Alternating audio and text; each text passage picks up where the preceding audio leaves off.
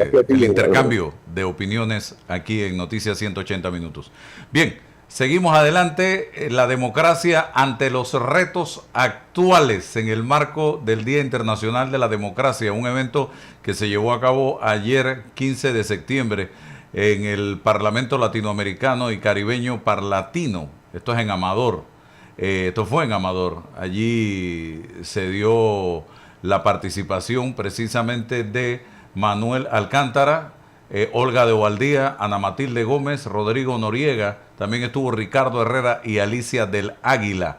Un poco Ricardo Herrera, politólogo, que está aquí con nosotros en el día de hoy, profesor universitario, para que nos hable, nos haga un resumen de los retos de la democracia frente a todo lo que está pasando principalmente en nuestra región de América Latina.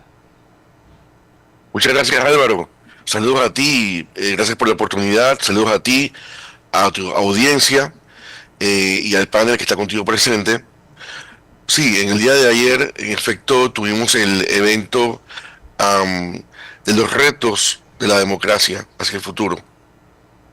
Y este fue un evento organizado por el CIDEM, que es una ONG panameña que busca reforzar la democracia y los derechos humanos, en conjunto con el Parlatino, el Parlamento Europeo y la Unión Europea. Y se realizó en el contexto del Día de la Democracia, que fue ayer. Y fue un espacio plural, participativo, para analizar los retos de la democracia en Panamá y a nivel global también. Y se recogieron visiones, distintos sectores, sociedad civil, academia, instituciones, que incluso vieron a algunos de ellos los resultados de los estudios de indicadores de la democracia. Y fue un día de debate académico, donde se pudo establecer algunos lineamientos sobre cuáles serían los próximos pasos prácticos que Panamá debería dar, justamente entendiendo que nuestra democracia cada día es más irrelevante, sobre todo para la juventud, en la medida en la que el ciudadano tiene menos edad, es decir, de 18 a 25 años, existe una menor credibilidad en la democracia. Y esto está así en todas las encuestas que hemos visto en los últimos 10 años. Por lo cual es urgente poder realizar una transformación estructural de nuestra democracia para que siga siendo relevante.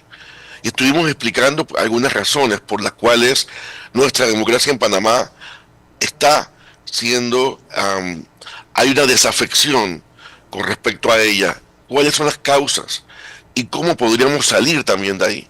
Entonces son, tal vez la línea de análisis la podemos dividir en dos. Lo que sería la descripción, que muchas veces nos quedamos ahí en la descripción, nos quedamos ahí explicando todo lo malo, pero no siempre pasamos a la otra parte, que sería la prescripción. Bueno, ya entendemos la situación actual, ya entendemos los indicadores, ya sabemos cuál es el problema, ahora cuáles serían los pasos para poder salir de esta situación, y eso también estuvo sobre el tapete.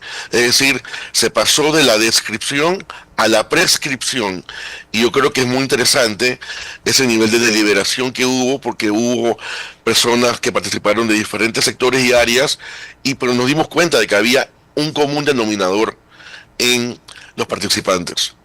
Ok, he tenido la oportunidad de valorar, revisar encuestas que se han realizado en diversos países de América Latina, y una de las preguntas en las que se coincide muchas veces es si la gente cree que la democracia resuelve los problemas de la gente. Y he visto con mucho temor que hay gente que dice lo que sea con tal que me resuelvan los problemas, no necesariamente la democracia. ¿Qué piensa usted al respecto, señor Herrera? efecto, nosotros tenemos una tesis que venimos trabajando y venimos escribiendo, y es de que nosotros hemos cometido el error de que hemos atrapado todo lo que tiene que ver con la democracia dentro de un baúl. Y tenemos que imaginarnos un baúl, al cual llamamos sistema político electoral. Y nos hemos creado esta imagen, por estos productos del tipo de democracia que se enseña en nuestro sistema educativo, esto es producto del tipo de democracia que se discute en los medios de comunicación, esto es producto del tipo de democracia que hemos entendido los panameños, ¿qué es la democracia? Ese concepto colectivo de democracia que prevalece en Panamá es la democracia en su versión minimalista, en su versión más restringida, más limitada. Es decir, la democracia es el derecho a escoger. Y esto lo escuchamos permanentemente en los medios de comunicación, en los planes de estudio. Es decir, hay un imaginario colectivo de la democracia únicamente como el derecho a escoger. Esto es sumamente peligroso porque entonces la democracia la atrapamos en este baúl llamado sistema político electoral y tenemos la idea de que para resolver los problemas de la democracia tenemos que volver a ese baúl, sentarnos en una comisión nacional de reformas electorales y empezar a hablar sobre cociente, medio cociente, cuántos diputados menos, y esas nimiedades que le encanta hablar a la sociedad panameña, pero poco hablamos acerca de realmente qué es la democracia y qué debería ser la democracia. Porque el punto con la democracia es que la democracia no es algo que tú puedes definir y decir, bueno, que la democracia es esto o aquello. La democracia es justamente un concepto en las ciencias sociales que está en permanente transformación, en permanente evolución, porque lo que busca la democracia justamente es mantener la paz social, garantizar la paz social, que en Panamá se ha perdido, Álvaro. En Panamá estamos atravesando el cuarto año consecutivo donde la población se levanta y por más que este actual gobierno haya decidido, por un lado, criminalizar todas las voces que se han levantado para criticarlo, que ha decidido perseguir a algunos, incluso con procesos judiciales que hemos sido todos testigos, y que este gobierno ha intentado reprimir. Ese sentimiento permanece, y lo hemos visto ya por 3, 4 años seguidos que el país se paraliza. A nadie le conviene eso, ni al sector empresarial, ni al sector ciudadano. ¿Qué estamos viendo? Que la paz social no la estamos garantizando. El Estado no ha sido capaz de garantizar la paz social. ¿Por qué? Porque hemos tenido ese concepto de que la democracia únicamente es para atender los problemas electorales, y no es así. Tenemos que sacar a la democracia de ese baúl y comprender que para que la democracia sea relevante, tiene que ser un adjetivo. ¿De qué? Del Estado, del gobierno. El Estado panameño es el sujeto. La democracia es el adjetivo, que guarda relación no únicamente con el sistema político, también con la gestión administrativa y con las políticas del Estado. Y hacia allá tiene que ir la democracia, y esto está ocurriendo a nivel académico en el mundo. Cuando vemos, por ejemplo, Noruega, la primera democracia en el mundo, ¿cuál es el factor determinante para que Noruega sea la democracia número 1 en el mundo? Es que las instituciones en Noruega están diseñadas para permitir, para facilitar la evaluación, que el ciudadano pueda evaluar cómo se invirtieron los fondos, el razonamiento detrás de las decisiones, la ética del funcionario público. Es decir, aquí tenemos problemas sociales que pensamos que no guardan relación con la democracia.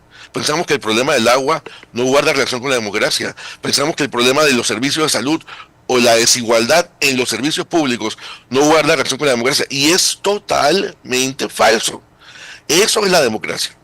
La democracia justamente es salvaguardar esos derechos sociales por medio de un Estado que debe estar enfocado en el bien común. ¿Qué es lo que está ocurriendo en el Estado panameño? Hemos perdido de vista el bien común y hemos visto que se está gobernando y tomando decisiones importantes acerca de bienes estratégicos del Estado que comprometen el futuro de miles de panameños y se hace a nombre de intereses particulares y no en la búsqueda del bien común. Esto no lo digo yo, esto lo dijo la propia Corte Suprema de Justicia cuando sacó ese fallo contra la minería, donde reconoce que el Estado panameño, los gobiernos no han sido capaces de tutelar, de salvaguardar los derechos ambientales y sociales de los panameños, y que pusieron por encima de esos derechos, pusieron el negocio particular. Y esto está ocurriendo todo el tiempo, y esto debilita el pacto social y nos va a tener de tumbo en tumbo si los panameños no tomamos medidas, nos ponemos los pantalones largos y empezamos a repensar nuestra democracia. Es muy peligroso que nosotros estemos, no tengamos un diálogo nacional con respecto a estos temas y que estemos atrapados en una camisa de fuerte quinquenal, donde cada gobierno va surgiendo con un plan quinquenal. Hay problemas que no se pueden resolver de forma quinquenal, que necesitan tener un acuerdo nacional a largo, mediano y largo plazo. Y Panamá no es capaz de hacerlo. En Panamá no estamos pensando en resolver los problemas sociales a largo plazo. Y ahí donde la democracia moderna, donde la democracia que aspiramos, donde la democracia que necesitamos nosotros en Panamá, ahí es donde esa democracia puede ser un gran cambio. ¿Por qué? Porque tenemos que pasar, Álvaro y oyentes, del derecho a escoger al derecho a evaluar. Y esto es básico.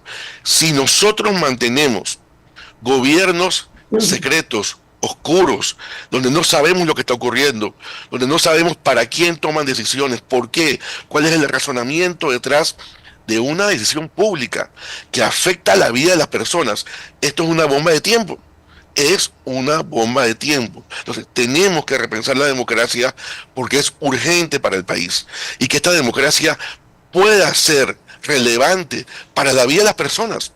Que la gente pueda decir, ok, no todo es perfecto, pero ahora yo entiendo que este problema del agua no va a ser infinito, porque entiendo lo que está pasando, porque comprendo, ahora yo entiendo que el problema de la educación no se va a repetir cíclicamente, porque entiendo la política pública, entiendo cómo se está ejecutando y entiendo qué es lo que se busca hacer, cuáles son los indicadores de esa política pública que nos permite hacer un análisis y una mejora continua de las políticas públicas. Entonces hay que llevar la democracia, sacarla de ese baúl que se llama sistema político electoral y llevarla a todas las aristas donde se toman decisiones públicas. Sí, porque estamos convencidos de que, estamos refiriéndome a un gran sector de la población, de que democracia es ir a las urnas cada 5 años a votar.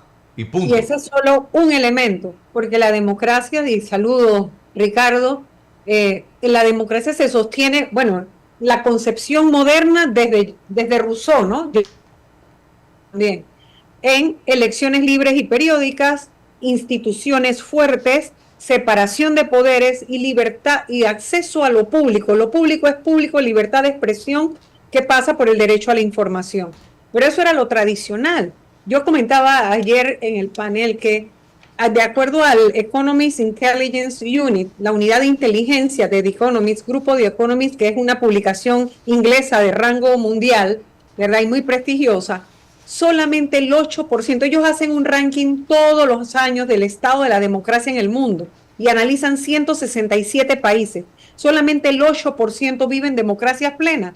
Las demás son democracias debilitadas, democracias parciales, son híbridos de democracia y, por supuesto, cada vez proliferan más los gobiernos autoritarios. O sea, un modelo de se va a elecciones, pero elecciones controladas, manipuladas, y llega un presidente que dice, yo llegué aquí por los votos, pero no sabe que todo el andamiaje del sistema para llegar fue controlado y empieza a tomar decisiones de esas que hemos escuchado aquí nosotros, ¿verdad? Recientemente, que dice, porque lo digo yo, se hace así porque lo digo yo.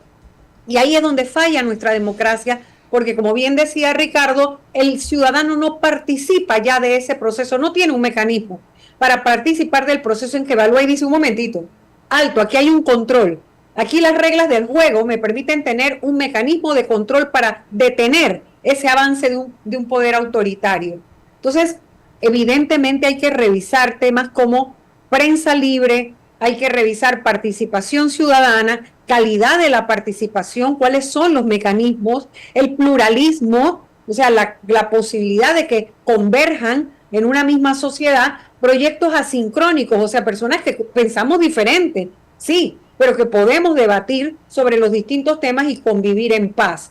Así que sí es importante reflexionar sobre la democracia, porque la democracia que se da por sentada, te aseguro que se pierde, como cualquier derecho.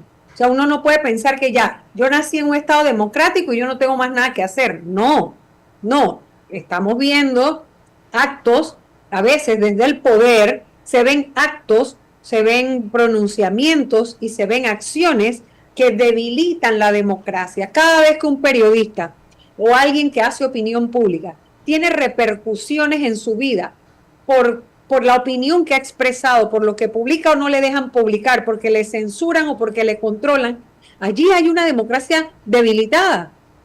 Cada vez que una institución no responde para lo cual fue diseñada en la Constitución, el que tiene que dar agua no da agua, el que tiene que dar salud da muerte, el que tiene que dar educación expulsa a estudiantes del sistema, o sea, etcétera, etcétera. Vaya usted viendo, ¿no? El que tiene que dar caminos no los hay, se muere la gente, los jóvenes tratando de llegar a las escuelas porque no hay puente. Cuando ese sistema está así debilitado, porque las instituciones no responden a las necesidades de la población, hay una democracia en crisis. Así que la nuestra está sinceramente en un estado de observación por crisis, porque hay una serie de retos de cara a las amenazas, no solo las actuales, las latentes. Tenemos el crimen organizado, la conformación de ese hub criminal que se quiere hacer con las ventajas competitivas y comparativas del posicionamiento de Panamá, las amenazas que se ciernen sobre el canal, su neutralidad y su competitividad, y por ahí nos podemos ir. El tema también, por ejemplo, de la calidad de la educación, porque todo nos lleva de nuevo a la educación. En democracia, ¿de qué sirve que ampliemos el rango de la gente que puede votar? Ah, perfecto, más gente vota, pero si esas personas no están lo suficientemente informadas o educadas para votar críticamente, ¿qué tenemos? Simplemente manipulación a las urnas, o sea, gente que llegó manipulada y encantada por el discurso del Chen Chen. Sí, Ricardo. Tratando de buscar, plantear alguna solución. Bueno, ¿qué podemos hacer frente a este análisis? ¿Verdad? Que todos estamos de acuerdo con los problemas que tenemos en la democracia, pero ¿cómo resolverlos? Entendiendo que este es un tema que para que se pueda resolver tiene que surgir de un consenso social. Entonces, este consenso tiene que ser lo más sencillo posible.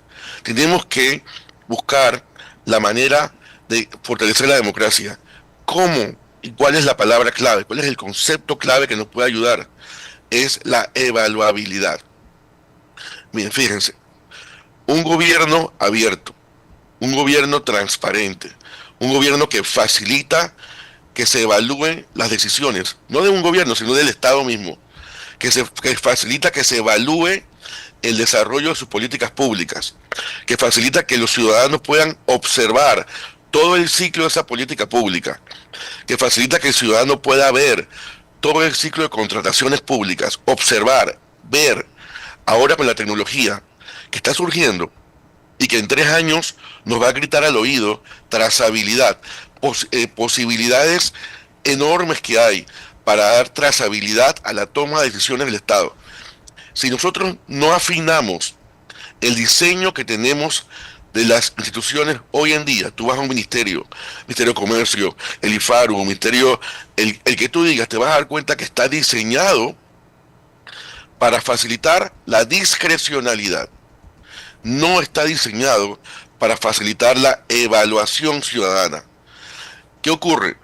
Este es lo que decía Manuel Alcántara, hablamos sobre el panóptico.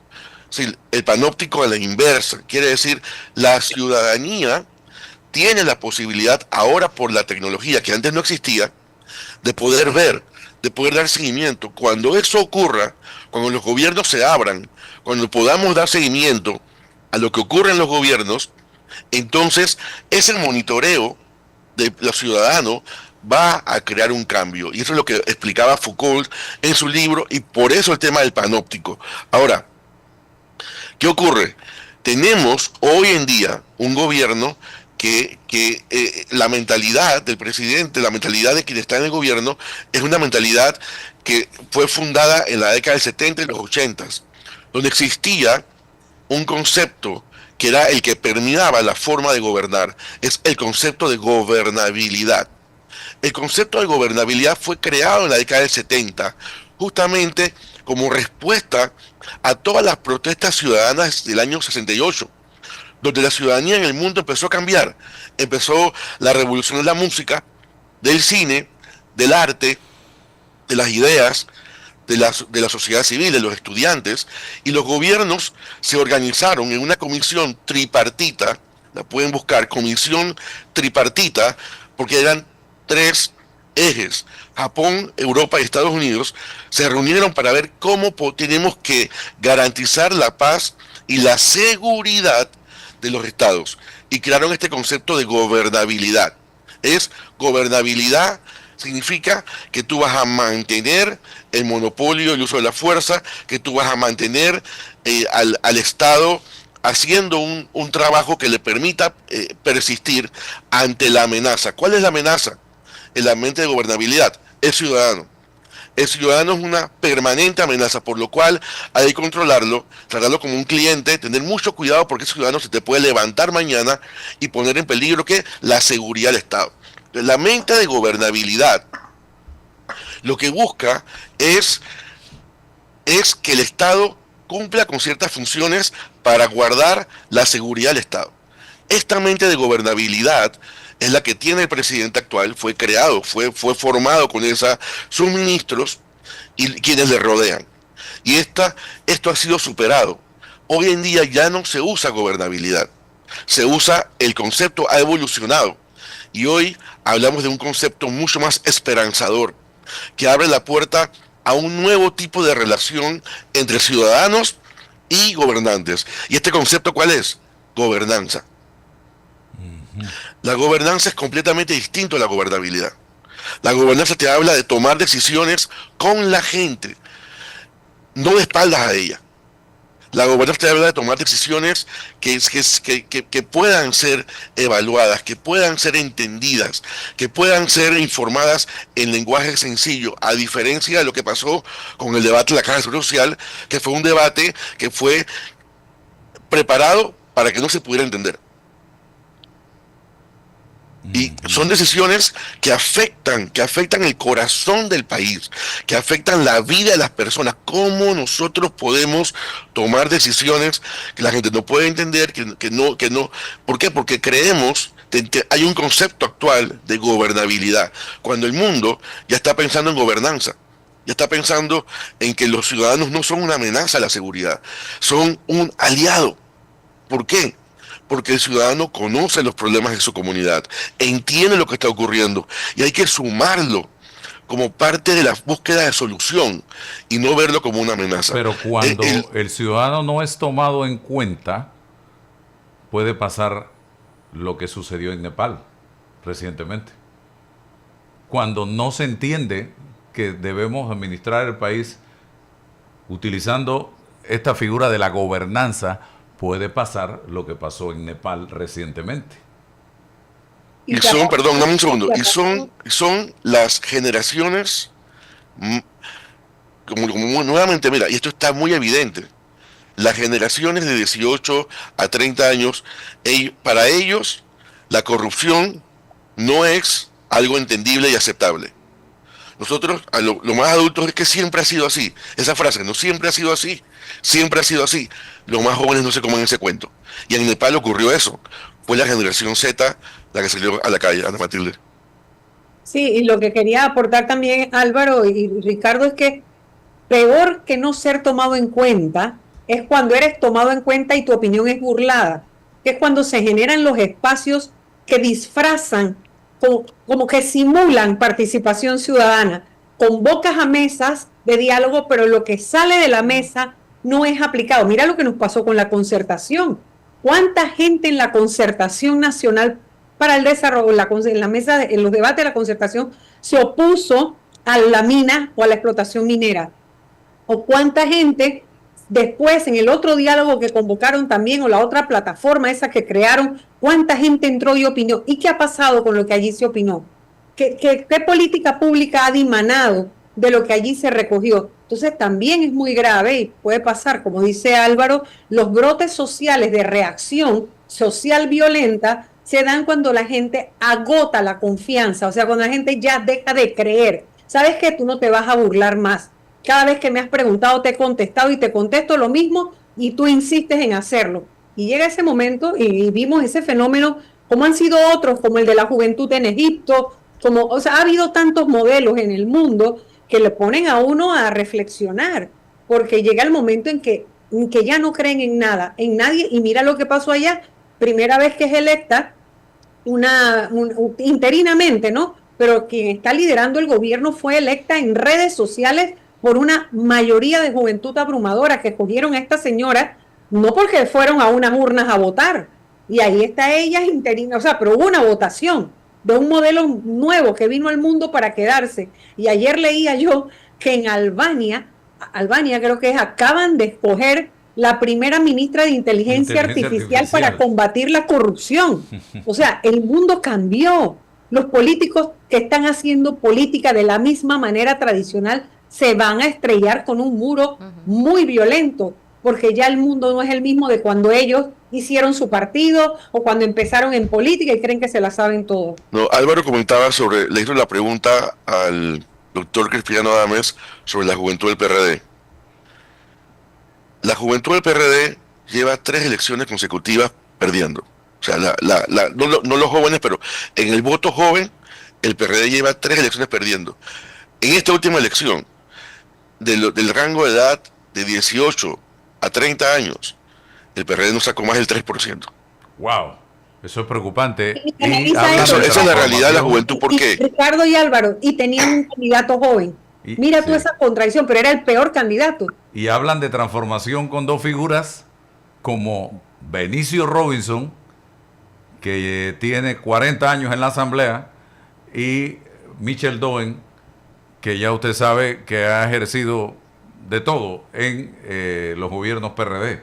O sea, explíqueme cómo tú puedes renovar, y no estoy haciendo una crítica destructiva, ni calificando a nadie de nada. Estoy hablando de que cómo tú puedes renovar con personas que ya tuvieron su momento en el partido. O por lo menos sin que haya una combinación, como hizo Grecia cuando salió de la quiebra y el atolladero en que estuvieron. Alguien con experiencia y alguien nuevo. Exacto. O sea, combinando, pero ni siquiera así, simplemente que les quieren imponer de todas maneras las mismas figuras que los han llevado a donde están. Bueno. Gracias, profesor Ricardo Herrera, por estar con nosotros. Lo voy a estar invitando con más frecuencia por acá para los análisis. A la orden. Gracias. Muchas gracias a ustedes. Hasta luego. Nos vamos a Chiriquí a ver qué está pasando por allá, de la provincia que dice que no tiene empresa, que todo el mundo tiene que trabajar en la UNACHI para poder... Ay, Dios mío. Sí, porque dice que no hay empresa, dice un decano ayer en un programa de televisión. No terminan de comprender el nepotismo. Yo lo escuché y daba pena, daba mucha vergüenza ajena escucharlo, porque si su hija, y que no lo rebato, es decir, eso es perfectamente posible, tiene un currículum tan bueno, ¿por qué no estimularla a que busque empleo en un sector distinto o un empleador distinto al del papá?